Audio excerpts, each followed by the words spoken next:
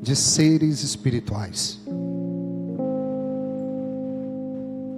Mas dai-nos, Senhor, a graça de ser ensináveis.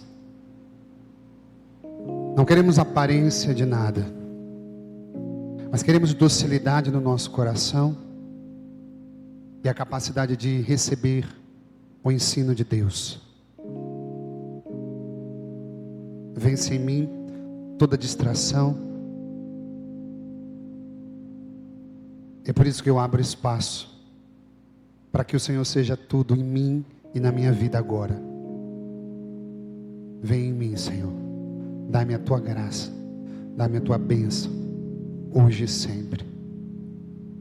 Dá-me amor pela tua palavra, dá-me respeito, dá-me devoção, dá-me a graça de te encontrar na tua palavra, Deus.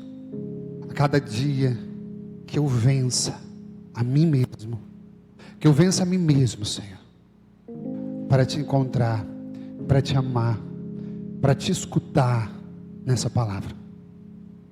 A todos os momentos o inimigo tenta fazer com que nós nos distraiamos para não entender aquilo que o Senhor quer hoje partilhar conosco. Obrigado, Senhor, tão grande, e nós somos tão pequenos. Obrigado, obrigado e obrigado. Teu amor encontra hoje a cada um de nós. O céu toca a terra, o céu toca cada um de nós por meio da tua palavra. Em nome do Pai, do Filho e do Espírito Santo. Amém. Meus queridos, é maravilhoso o fato que você trouxe hoje a Bíblia, e a gente vai trazer cada vez mais a palavra, e eu vou convidar você já a abrir na primeira leitura de hoje, Isaías 49, nós vamos pegar o versículo 5, Isaías 49, 5. Hoje nós estamos dentro de um tempo favorável, que é o tempo comum. O tempo comum é o tempo que a igreja prepara o nosso coração para o crescimento. Então o que a gente está falando aqui agora? A gente está abençoando a rotina, a gente está abençoando o tempo presente. A gente está dizendo que no ordinário é o momento em que a gente mais cresce. No momento ordinário, no dia a dia, é o local onde Deus escolheu para nos crescer, para nos fazer crescer. As grandes árvores, elas não crescem as raízes à vista das pessoas, mas elas crescem as raízes no escondido. Amém, minha gente? Nós crescemos nesse tempo comum, no ordinário, onde Deus nos faz enxergar por meio das coisas mais simples, as coisas do alto. A gente lembra que Deus não deixou Davi pronto no momento que ele recebeu aquele óleo de unção e se tornou rei, mas Davi se tornou rei quando ele estava nas colinas de Belém, no ordinário da vida dele, cuidando das ovelhas. A gente lembra que o grande Moisés não estava pronto naquele momento em que ele foi libertar o povo, mas ele cresceu no ordinário lá do deserto. Que maravilha, queridos. O tempo comum é esse tempo que a gente abençoa e a gente ama. O ordinário da nossa rotina. É aqui que a gente lembra que a igreja não vive só de festa, só de solenidade, mas nesses momentos a gente vibra por cada dia que a gente pode dizer: hoje eu estou melhor do que ontem. Amém, minha gente? Amém ou não? Cada dia a gente deve dizer isso. Hoje eu estou melhor, hoje eu estou mais fiel, hoje eu estou mais próximo de Jesus, hoje eu estou mais com Ele do que ontem. E como que a gente sabe disso? No ordinário, quando a gente traz Ele para pertinho da gente. Bom, e maravilhoso é a gente começar hoje a liturgia recordando aquilo que Deus pensou, aquilo que Deus escolheu. E aí a gente lembra, quantas vezes você já ouviu o Padre Cláudio dizer isso? Quanto mais você se aproxima de Deus, mais Deus revela quem você é. A gente se conhece mais quando a gente ama mais a Deus. A gente entende mais quem nós somos quanto mais a gente se aproxima de Deus.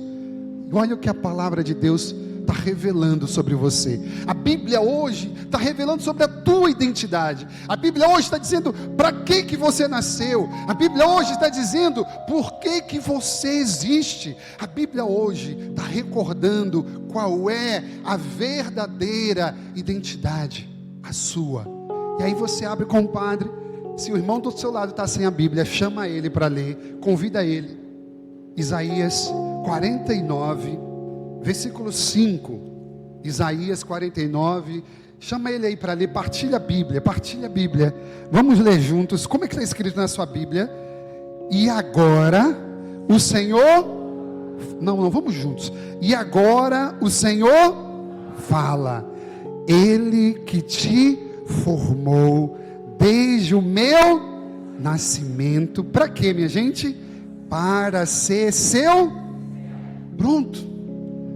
O Senhor já está te mostrando qual é a tua identidade. Com muita clareza, Ele está dizendo que desde o teu nascimento, Ele te separou para você ser o servo dEle. Mas por que isso é tão importante para a gente no dia de hoje? Porque a Bíblia está revelando para nós muitas verdades. E uma delas é o testemunho que João Batista deu. João Batista disse no domingo passado que Jesus foi batizado e passou pelo mundo fazendo o bem. Hoje João Batista dá um testemunho. O que é que João Batista diz? Olha, eu vi o Espírito Santo descer sobre Jesus. Só que Jesus não recebeu o Espírito Santo apenas para fazer milagres. Jesus não recebeu o Espírito Santo apenas para curar. Jesus recebeu o Espírito Santo para passar pelo deserto. Eu acho que aqui já poderíamos ficar 2 horas falando. O Espírito Santo é dado não apenas para os momentos bons, mas o Espírito Santo é dado para nós enfrentarmos as lutas do dia a dia. Algo tão concreto que Deus está falando comigo e com você. Qual é o teu deserto? Qual é o teu deserto? Pois bem, sem o Espírito Santo, a gente vai ficar a vida inteira no deserto. Nós temos uma missão que é transpassar, é andar, é caminhar, é passar, é ir além do deserto. Deus não te criou para o deserto, mas a gente sabe que no deserto nós somos formados. E quando a gente está no deserto, a gente está em caminho para a terra prometida. Amém, minha gente? O Espírito Santo não foi dado a Jesus só para fazer milagre, para curar e para pregar o reino. O Espírito Santo foi dado a Jesus para Ele passar pelo deserto. E isso tem uma identificação muito grande com a minha vida e com a sua. Por quê, queridos? Porque também nós precisamos fazer a nossa caminhada, fazer a nossa passagem para chegar a Jerusalém. Só que o interessante é que quando nós ouvimos essa mensagem, a gente entende que Deus revela a nossa identidade. Eu sou servo. Deus me criou para ser servo. Um servo qualquer? Não. Um servo é exemplo de Jesus, que recebe o Espírito Santo. Um servo que pode fazer tudo que for da vontade dele, inclusive passar pelo deserto. Não de qualquer forma, mas como a gente cantou no Salmo: eis que venho com prazer para fazer a sua vontade. Eu não sou servo para fazer o que eu quero, mas para sentir alegria nas coisas de Deus. Eu sou servo para sentir prazer com as coisas de Deus. Eu sou servo para fazer com alegria a vontade dele. Só que olha que interessante, João Batista diz que ele é um cordeiro.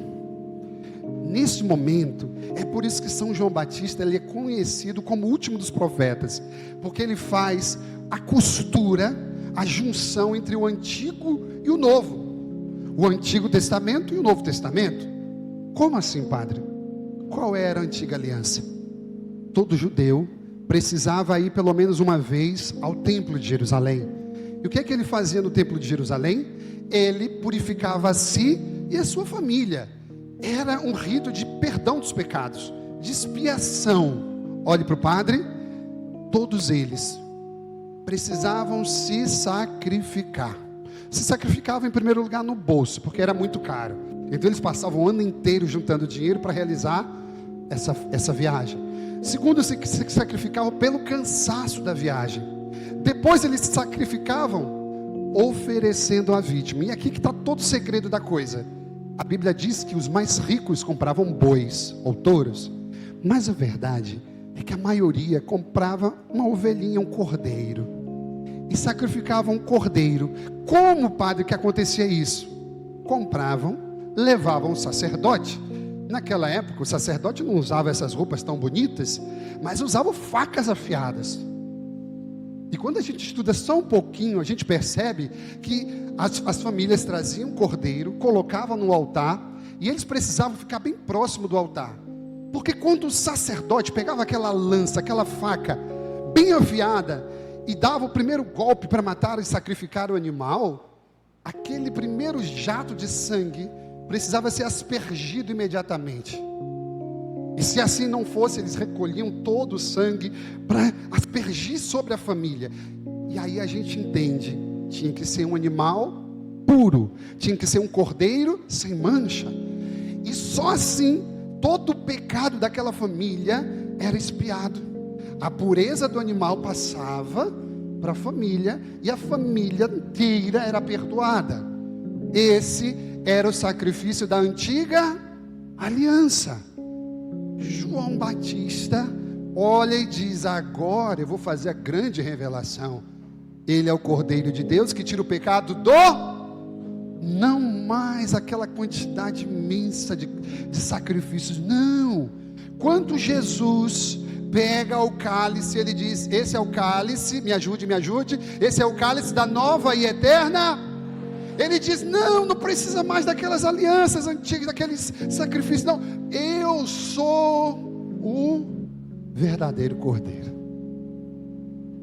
Eu poderia estender um pouquinho mais. Vamos voltar lá atrás? Vamos rebobinar a fita? Lá quando Moisés intercedeu a Deus para que não destruísse Sodoma e Gomorra, o que é que ele fez? Senhor, se tiver 50 justos, o Senhor vai destruir? E Deus bondoso disse: eu não vou. Senhor, 40? Não vou. Ai, Senhor, desculpe se eu estou importunando, mas se tiver 35, e Deus compassivamente diz: eu vou perdoar. E de tanto insistir, ele fala: Senhor, se tiver 3 justos na cidade, o Senhor tem misericórdia, não destrói. E Deus: está bom. Até que aquele intercessor disse: Senhor, se eu achar Deus disse: eu vou perdoar. Não tinha um justo. A cidade de Sodoma e Gomorra foi destruído.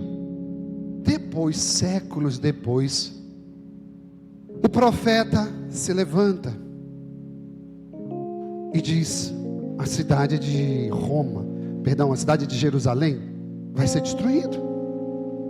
A cidade de Jerusalém vai ser destruída. E aquele profeta se levanta e diz: Senhor, se tiver um justo, o Senhor tem piedade da cidade.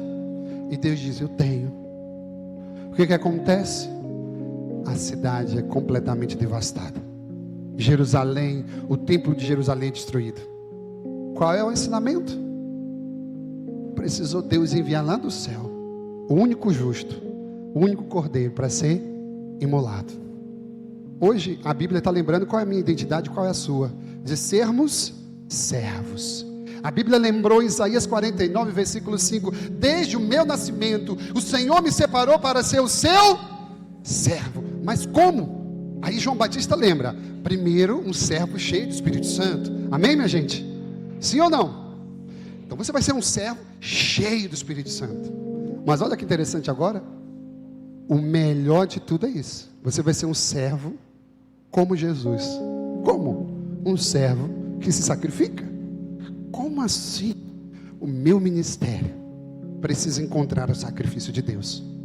E eu sempre dizia isso, mais de 10 anos aqui na Maria Mãe: o servo que só está no conforto e não atingiu o nível do sacrifício em nenhum momento, ele ainda não atingiu o nível do servo. Por que pode você estar dizendo isso? Se você permite, olha o que a oração eucarística vai nos dizer. Quando você apresenta aqui as ofertas, você vai fazer uma oração. O sacerdote faz uma oração, que é a entrega do teu sacrifício, criatura. Ou seja, você se sacrificou, passou a noite toda em oração. Ninguém viu, você veio aqui antes de todo mundo estar desde 4 da manhã preparando lá o encontro. Ninguém viu, você foi rezar pelaquela enferma. Você dentro da sua casa ficou com seu pai enfermo. Você fez o que precisa, você se sacrificou. E aí qual é a primeira oração depois que o padre recolhe tudo? Preste atenção. Orai, irmãos e irmãs, para que esta nossa família reunida em nome de Cristo possa oferecer o quê? Um sacrifício que seja aceito por Deus Pai. A outra oração diz: orai, irmãos e irmãs, para que o meu e vosso, não ouvi, o meu e vosso sacrifício seja aceito por Deus Pai. A outra opção é orar, irmãos e irmãs, para que trazendo ao altar as alegrias e fadigas de cada dia, nos disponhamos a oferecer um sacrifício que seja aceito por Deus Pai Todo-Poderoso. A última oração: orar, irmãos e irmãs, para que o sacrifício da igreja, nessa pausa restauradora na caminhada rumo ao céu, seja aceito por Deus Pai. Em outras palavras, o que a Bíblia hoje quer revelar para a gente é: se você está entendendo a tua identidade e não se sacrifica, você não está sendo aquilo que Deus sonhou para você. Se a gente leu que Deus me escolheu desde o meu nascimento para ser servo, a Bíblia está dizendo, então você vai ser um servo cheio. Mais do que isso, você vai ser como o cordeiro, vai ser aquele que vai se sacrificar. E olha, Deus honra você. Deus honra você mesmo, minha irmã, meu irmão, porque a Bíblia lembra para a gente que nenhum copo de água dado em seu nome vai ficar sem resposta. A gente não está falando aqui de dinheiro, está entendendo? A gente está falando aqui de disposição do amor, porque quando um pai de família se sacrifica, ele se sacrifica porque ele ama. Porque quando uma esposa, ela se sacrifica, ela o faz não é por outra coisa, é porque existe amor. E aí Deus hoje com a palavra está lembrando o quanto que nós amamos a Ele, o quanto que existe amor no nosso ministério, na nossa entrega, se ainda há serviço, se ainda há disposição para amá-lo no nível do sacrifício. E aí o Padre abençoa você que está em casa com essa mensagem. A gente pode ser revestido de tudo. A gente pode fazer um trabalho de caridade maravilhoso. A gente pode liderar as coisas mais grandiosas. Mas tem que ter amor. Esse amor vai ter sacrifício. Ninguém se sacrifica por coisa qualquer. Mas a gente só se sacrifica pelas coisas que amamos. E a Bíblia hoje não quer te enganar. A liturgia hoje não vai te enganar. Ela está te dizendo, se você quer ser servo, só há 2 formas de ser servo: cheio do Espírito Santo e experimentando o nível de sacrifício. Você vai precisar abrir mão do seu tempo, da sua agenda, coisas lícitas que você precisaria fazer. Você vai precisar abrir mão para estar aqui diante do altar do Senhor. E sabe o que significa? Deus vai honrar cada gesto que você fizer. Coloque a mão no seu peito e diga: Senhor Jesus. Diga a toda a igreja: Senhor Jesus, eu não estou pronto, mas com o teu Espírito Santo eu vou atravessar o deserto e eu vou entregar tudo aquilo que eu preciso entregar para a salvação das almas. Diga, compadre, a oração da missa não será em vão. A oração da coleta não será em vão. A oração sobre as ofertas não será em vão, porque a minha vida será sacrifício, será oferecida nesse altar. E aí a gente termina como, minha gente? Com a palavra. Nesse mesmo Isaías 49, nós vamos para o versículo 3. Olha que maravilha. Aí você vai ficando em pé com a palavra. Isaías 49, pode se colocar de pé. Isaías 49, versículo 3. Isaías 49, versículo 3. Olha que beleza, gente. Olha que beleza Deus escreveu sobre você. Quem achou, diga amém. Glória a Deus. Vamos juntos com o Padre. O que é que está escrito em Isaías 49, 3? e disse-lhe: Tu és meu servo Israel, em quem eu me rejubilarei. Em quem eu me rejubilarei. A Bíblia está dizendo que Deus não vai se alegrar, mas Deus vai fazer festa com você, com a sua vida. Feche seus olhos. Pai amado, eu abençoo a vida de cada um dos filhos. Hoje nessa mensagem, Deus, tão simples, mas tão reveladora, nós queremos nos apoiar nessa palavra. Sou teu servo. Não tenho pretensões ambiciosas, mas eu quero colocar diante do altar do Senhor a minha vida. Vence em mim a preguiça, Senhor. Vence em mim, Senhor, preconceitos. Vence em mim, Senhor, necessidades que eu tenho de crescimento, de disposição. Vence em mim, Senhor. Dá-me pureza, Deus. Dá-me uma reta intenção, Jesus. Dá-me, Senhor, a capacidade de ser o menor. Como o Batista dizia, que eu diminua para que o Senhor cresça. Deus, nós pedimos a graça de nos ofertar como cordeiro e de fazer a tua vontade em todos os momentos. Porque a tua palavra já confirma: eu sou o teu servo. Eu sei que eu sou o motivo da alegria do teu coração. Todas as vezes que eu sou caridoso, todas as vezes que na minha casa eu sirvo, todas as vezes que no meu trabalho eu represento o Senhor, eu sei, Pai amado, que eu estou sendo motivo da tua alegria. Adorado seja o teu santo nome, honrado seja, Deus, para sempre o sangue precioso que desceu da cruz. Nós te amamos, nós te adoramos, em nome do Pai, e do Filho, e do Espírito Santo. Amém. Creio em Deus Pai.